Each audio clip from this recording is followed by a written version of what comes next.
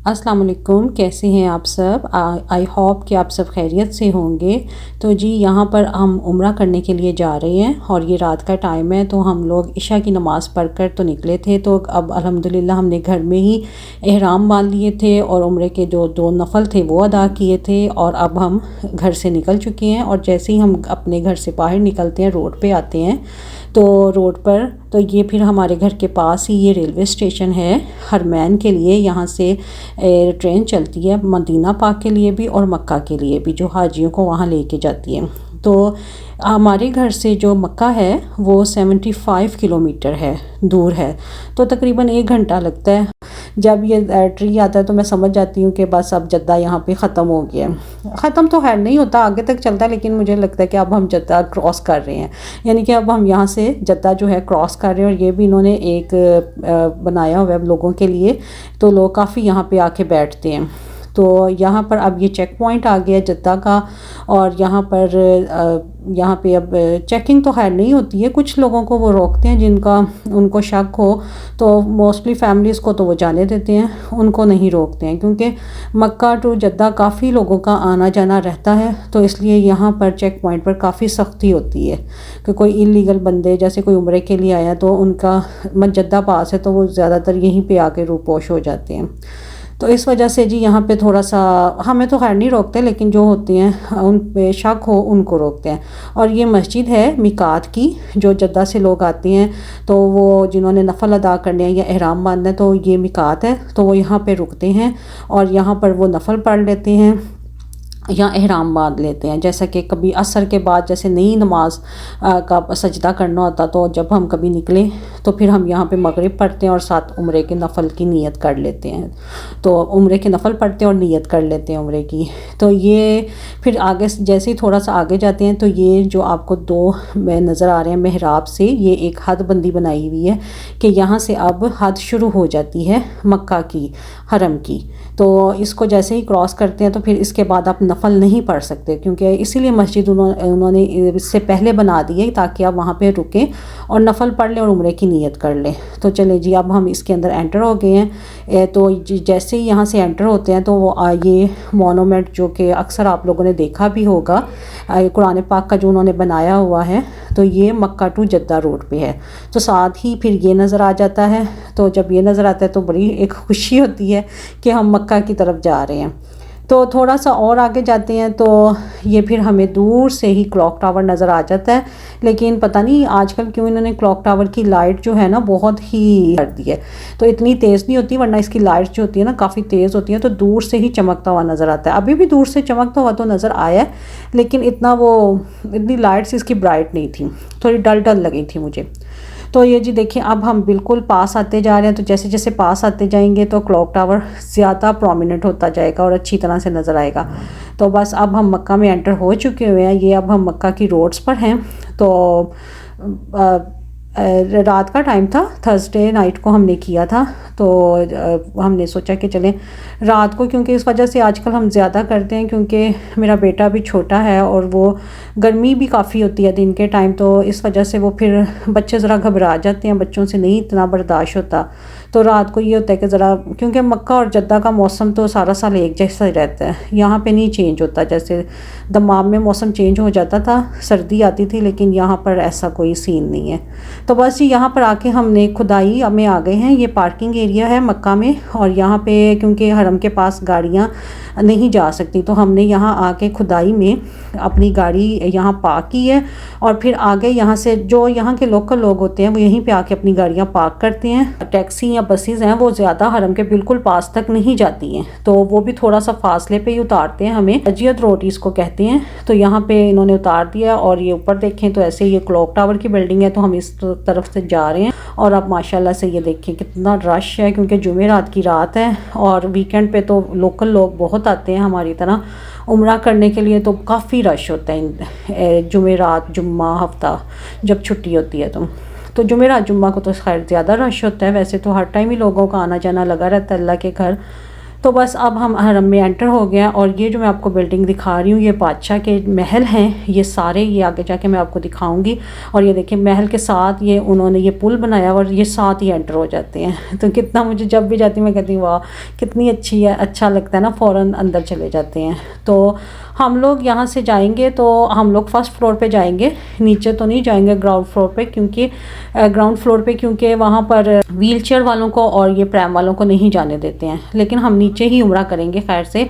तो हमने यहाँ से अपने जूते वगैरह उतार लिए थे और अब हम एंटर हो गए मस्जिद में। तो अब हमने जो मुस्तफ़ा की जो प्रैम थी वो हमने एक जगह पे उसको खड़ा कर दिया था ना, प्रैम को नहीं जाने देते। और अब हम यहाँ से नीचे जाएंगे और नीचे फिर पैदल उम्रा करेंगे, क्योंकि ऊपर बहुत, एक तो चक्कर बहुत लंबा पड़ जाता है, बंदा थक जाता है, और दूसरा जो फिर खाना काबा के साथ उम्रा करो उसके तो एक अलग ही एक मज़ा होता है ना, कि काबा को देखते हुए और पास पास एक सेटिस्फेक्शन होती है, सुकून होता है। तो ये देखें जी, ये आपको अब आपकी नज़र पड़ेगी, ये हम यहाँ से एंटर हो गए हैं।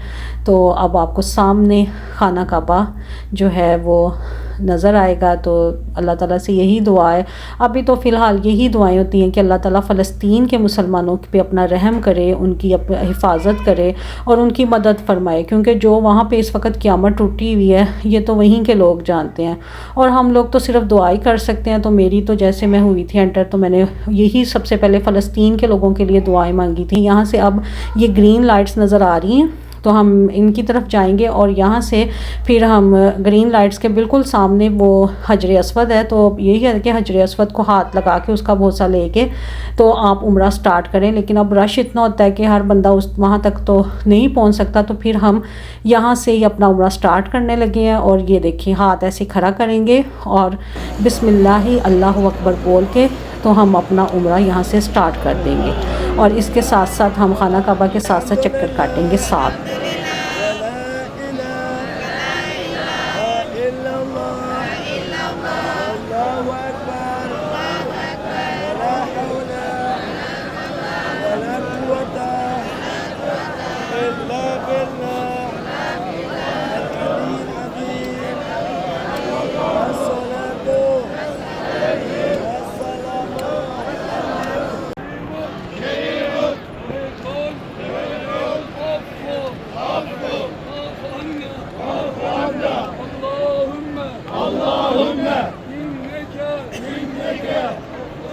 आप दुआएं मांगे, अल्लाह का ज़िक्र करें, पढ़ते जाएं। बस ये जो टाइम होता है ना, ये ऐसे बातों में या इस तरह की चीज़ों में ज़ाया नहीं करना चाहिए। खैर तो यही होता है कि दुआएं पढ़ रहे होते हैं, ये अल्लाह का ज़िक्र कर रहे होते हैं, और क्योंकि ये टाइम तो फिर किस्मत से ही मिलता है।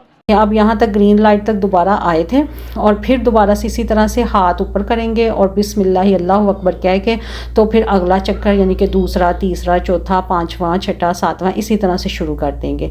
तो यहाँ से हमने अपने खैर से 7 जो चक्कर हैं वो अब हमने पूरे कर लिए। तो अब मैं इसके अंदर आ गई थी, क्योंकि मुकाम नफ़ल पढ़ने हैं, अब इसके बाद 2 रकत नफ़ल पढ़ने हैं, तो वो मुकाम इब्राहीम के पास पढ़ने हैं। लेकिन वहाँ पर अब इतना रश होता है कि आप नहीं पहुँच सकते। तो फिर हमने यहाँ पे अंदर आके यहाँ पे नफ़ल पढ़े थे 2, और अब हम सही करेंगे।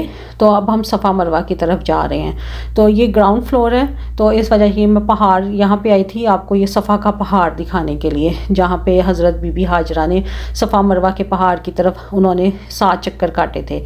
तो ये उन्होंने सारा पहाड़ तो काट दिया हुआ है, लेकिन ये सिर्फ थोड़ा सा इसका है हिस्सा, और ये इतना ही है बस। और आगे उन्होंने शीशा लगा दिया हुआ है ताकि कोई इसको हाथ ना लगाए या इस तरह से ना करे। और ये पहाड़ है सफ़ा का, जहाँ से अब हम सही शुरू करेंगे। तो ये ग्राउंड फ्लोर पे है, लेकिन हम ग्राउंड फ्लोर पे नहीं करेंगे क्योंकि बहुत रश होता है। हमने की थी 2nd फ्लोर पे, फर्स्ट पे भी नहीं, हम 2nd पे चले गए थे जी। तो यहाँ से हम अब 2nd फ्लोर पर आ गए हैं और यहाँ पे हम जमज़म पियेंगे, क्योंकि हमने अभी जमज़म नहीं पिया था। तो नफ़ल पढ़ने के बाद फिर हम जमज़म पियेंगे। और ये हम सफ़ा पहाड़ की तरफ आ गए हैं, जहाँ पे अब पहाड़ तो नहीं है, लेकिन पता है कि यहाँ से अब सही शुरू करनी है। तो खाना काबा की तरफ मुँह करके फिर हम ये दुआ पढ़ेंगे, और ये दुआ पढ़ना ज़्यादा अफजल है। और फिर ये दुआ पढ़ के फिर हम अपनी सही जो है सफ़ा मरवा पे वो शुरू करेंगे। तो अब हमने खैर से सही शुरू कर दी है। जहाँ से ये ग्रीन कलर की लाइट स्टार्ट होती हैं तो जो आदमी हैं वो इसके नीचे भागते हैं और जहाँ तक ये जाती हैं वहाँ तक भागना होता है। तो इसी तरह से आदमी भागते हैं यहाँ पे, और बच्चों को, छोटे बच्चों को ज़रा शौक़ होता है तो वो भी साथ भाग लेते हैं। तो लेकिन औरतों को हुक्म नहीं है, औरतों ने अपने उसी तरह से आराम से अदब के साथ चलना है। तो बस अब जैसे ग्रीन लाइट्स आती हैं फिर भागते हैं, और जैसे ही ख़त्म होती हैं तो फिर आप नॉर्मल वैसे ही वॉक शुरू करते हैं यहाँ पे। तो यहाँ पर भी आपने 7 चक्कर काटने हैं सफ़ा से मरवा तक, और फिर यहाँ से पूरे करने। और इसी तरह से आपने इसमें अस्कार करें, दुआएं मांगे और बहुत ज़्यादा अल्लाह का ज़िक्र करें। अब ये ज़मज़म पियेंगे हम। बस अब हमारा उम्रा जो है वो अल्लाह का शुक्र अब तकरीबन पूरा हो गया। बस उसके बाद फिर बाल काटने होते हैं। तो औरतें जिस तरह होती हैं वो अपने एक उन्होंने लिट काटनी होती है बालों की निकाल के, तो वो काटते हैं। और उसके बाद जो आदमी है वो अपना सर मंडवाते भी हैं। तो बस अब हमारा यहाँ पे उम्रा पूरा हो गया था। फिर हमने यहाँ खड़े होकर मरवा की पहाड़ी के पास भी उम्रा ख़त्म हुआ। फिर वहाँ पे हमने दुआएं मांगी, अल्लाह का शुक्र अदा किया कि शुक्र है अल्लाह पाक तूने हमें मौका दिया, और बस अल्लाह ताला कबूल करे और दुआएं भी कबूल फरमाए जो भी दुआएं यहाँ पे की हैं। और यहाँ से अब हम मरवा का से की तरफ से हम बाहर निकल आएंगे।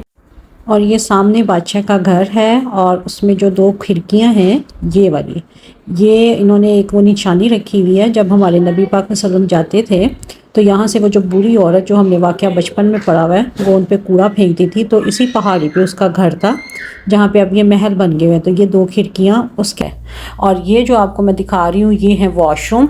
और यहाँ पे वॉशरूम बनाए हुए हैं। ये पहले अबू जहल का घर था यहाँ पे।